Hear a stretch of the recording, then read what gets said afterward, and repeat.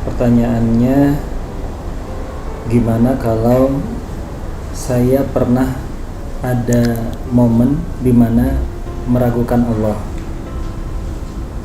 dan kembali meyakininya ketika lebih mendalam ingin mencari tahu tentang Islam. Apakah dosa saya yang meragukan Allah di masa lalu dan apakah bisa dimaafkan? Gak ada dosa yang gak dimaafkan. Innallaha yaghfiruz dzunuba jami'ah. Sesungguhnya Allah mengampuni dosa semuanya, termasuk syirik. Syirik itu baru gak dimaafin kalau seseorang meninggal dalam keadaan musyrik. Tapi kalau dia belum meninggal dan bertaubat, mau syirik, mau meragukan Allah, mau dia durhaka ke Allah dengan menuduh Allah dengan tuduhan-tuduhan yang gak benar, semuanya asal dia bilang astaghfirullahalazim Rabbi zalamtu nafsi faghfirli, ya Allah saya sudah menzalimi diri saya sendiri, maafinlah saya, ampunilah dosa saya. Allah ghafurun rahim, Allah maha pengampun lagi maha penyayang. Itu dalilnya bahwa Allah pasti maafin. Allah ghafurur rahim, maha pengampun lagi maha penyayang. Gak ada yang gak dimaafin gimana pun masa lalunya. Ustaz, saya di masa lalu itu jahat banget. Bukan itu intinya. Mau taubat gak? Kalau mau taubat, cara taubat dengan Allah itu sederhana. Allah tuh gak ribet, cukup menyesali, bilang Allah maafin saya dengan bahasa kita boleh, dengan bahasa Arab Rabbi zalamtu nafsi faghfirli boleh, atau Rabbi firli wali walidayya boleh, apapun yang kita hafal Allah hapuskan. Segampang itu Ustaz, segampang itu. Terus kalau kita ulangin, itu masalahnya. Masalahnya itu bukan di Allah, masalahnya di kita. Kita benar nggak mau taubat? Kalau kita benar mau taubat, kita bikin dosa sekian puluh tahun, lalu kita mengatakan astagfirullah sekali aja, maka puluhan tahun dosa kita itu semuanya dihapus sama Allah. Masalahnya kita kadang-kadang mengatakan astagfirullah dengan hati yang belum mantap. Astagfirullah kita itu hanya gara-gara kita lagi ada masalah.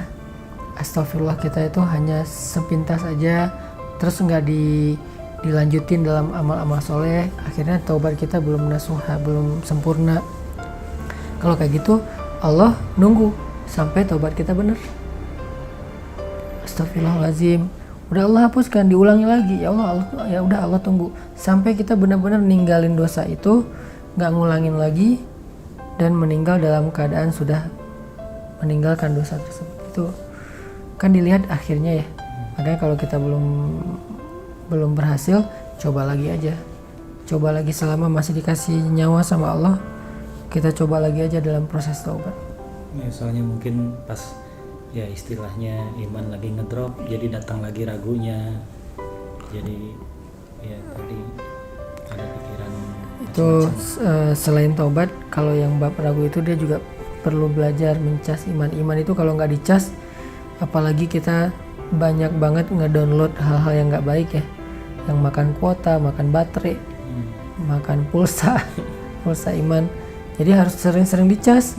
Ngecasnya, salah satu cara mencas iman yang paling sederhana itu adalah mendengar nasihat dari orang soleh. Dengerin taklim, dengerin booster, dengerin ceramah di YouTube. Pokoknya dengerin sebanyak-banyaknya biar iman kita dicas terus. Dengarkan itu dengan respect kepada ulama. Kalau kita mendengarkan nasihat tapi kita kayak sebel sama orangnya, susah. Kenapa sebel?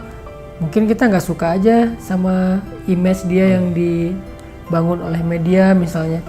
Ya susah kalau kayak gitu. Tapi kalau kita mendengar dengan respect dan berhusnuzon bahwa dia itu orang soleh yang perlu kita dengarkan nasihatnya, itu akan kerasa. Pernah nggak dengar ceramah ke orang yang menurut Inong biasa aja, ceramahnya tuh bagus tapi kayak nggak berasa. Iya. Atau ceramahnya sederhana tapi karena kita respect sama orangnya jadi kayak berkualitas gitu kan. Penting menghargai orang lain tuh penting. Sahabat mendengar nasihat dari Nabi itu langsung naik imannya. Kenapa? Mereka sangat menghargai Rasulullah, mereka sangat menghormati Rasulullah.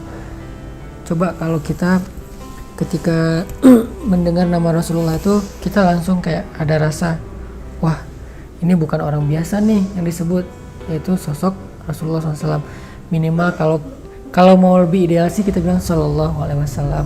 Kalau orang zaman dulu tuh sampai Sallallahu Alaihi Wasallam. Jadi selalu angkat tangan dan itu nggak malu buat mereka. Kayak kita nggak malu pride dengan sesuatu yang sifatnya kehidupan anak muda, harusnya dengan Rasulullah juga Shallallahu Alaihi Wasallam. Itu bentuk ekspresi penghormatan mereka, sehingga hadis nasihat Nabi itu, sunnah Nabi itu jadi sesuatu yang bernilai dan berharga. Gara-gara yang ngucapinnya adalah Rasulullah SAW. Jadi balik lagi ke yang tadi, tetap dimaafkan ya. Pasti dimaafin. Allah sendiri yang berjanji, yaghfiruz dzunuba jami'a. Allah mengampuni semua dosa, sehingga Allah katakan la taqnatu min rahmatillah, jangan berputus asa dari rahmat Allah. Maksud berputus asa di sini, berputus asa minta ampun, berputus asa untuk taubat, berburuk sangka seolah-olah dosanya udah nggak keampunin lagi, itu namanya berputus asa. La taqnatu, jangan berputus asa.